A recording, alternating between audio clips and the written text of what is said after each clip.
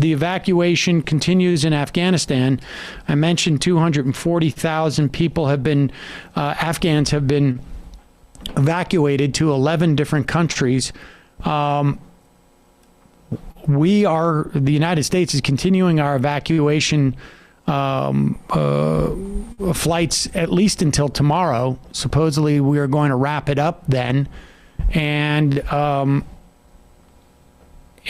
of course there are, it's hard to sort of get a sense of whether there are people who think it's possible that we could stay in Afghanistan, or that there is people, there are warmongers out there who are trying to punish and make an example and set a precedent that you can't pull out of a 20-year war.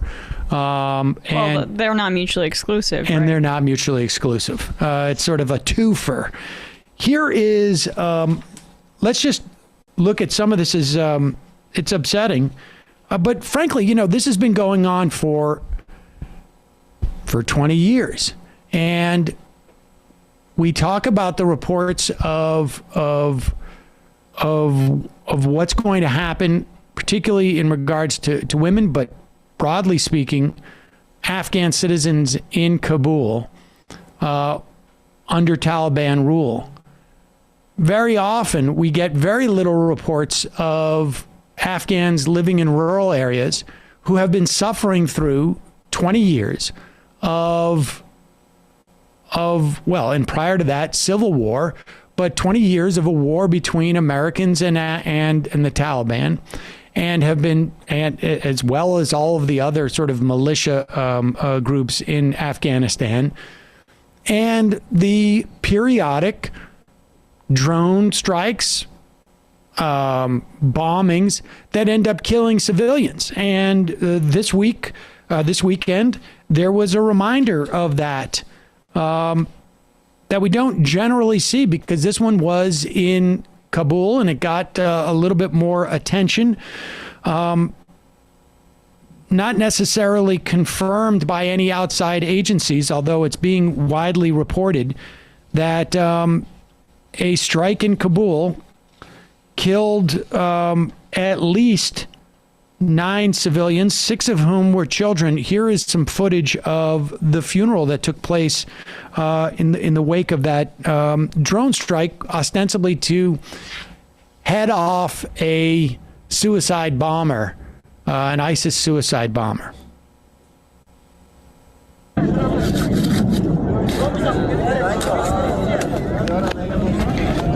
here right now at the funerals of 10 civilians who were killed, including 7 children, in what is believed to have been a U.S. drone strike yesterday. It's horrific. This was supposed to have been an airstrike against ISIS-K suicide bombers, but instead the victims appear to have been a family that had nothing to do with it.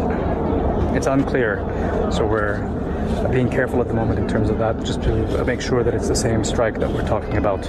But if it is, that is just a massive indictment of this war, how it ends. And it ends as it began, with civilians bearing the brunt of it, as always.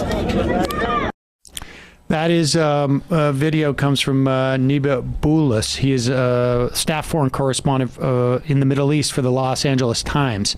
And so corrected, it was 10 civilians and 7 children. Well, it's in conflicting reports. That's what Washington Post is reporting. And I think what you read was, it's not exactly clear at this point, but multiple children dead. And this has been the dynamic, except for minus the attention. That has been going on for over, for decades. And sometimes the funerals would be hit too. Exactly. Yeah. I mean, is this not just a crystallization of the entire war on terror, right? There was a suicide bomber at the Kabul airport by ISIS-K.